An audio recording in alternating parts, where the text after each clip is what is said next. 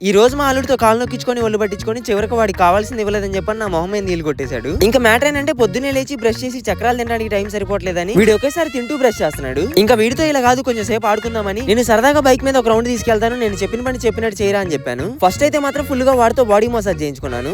నా కాళ్ళు నొక్కుతాడు, సమ్మగా ఒళ్ళు పడతాడు. పైన బాగానే నొక్కుతున్నావురా, మరి కింద కాళ్ళ సంగతి ఏంటి? వాడి భుజం మీద కాలేసానని కోపంతో ఇంకా గట్టి కొత్తుతున్నాడు. డైలీ నన్ను డీప్ ఫ్రై చేసుకొని తింటున్నావురా.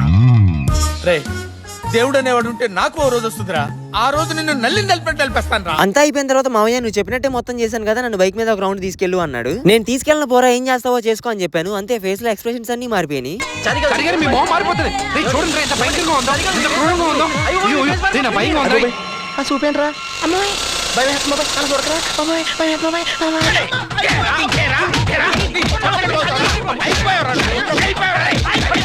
అయినా కానీ మన ఛత్రపతికి కోపం మాత్రం తగ్గలేదు. అందుకే ఈసారి ఏకంగా గ్లాస్ లో వాటర్ తీసుకొచ్చి నా మొహం మీద కొట్టేశాడు. మొత్తానికి వీడితో మాత్రం భలే ఆడుకున్నాను. ఇంతకీ వీడియో ఎలా అనిపించిందో కామెంట్ చేయండి. అలాగే వెళ్లే ముందు సబ్స్క్రైబ్ అండ్ ఫాలో చేయడం మాత్రం మర్చిపోద్దే. మళ్ళీ కలుద్దాం, వెళ్ళొస్తా.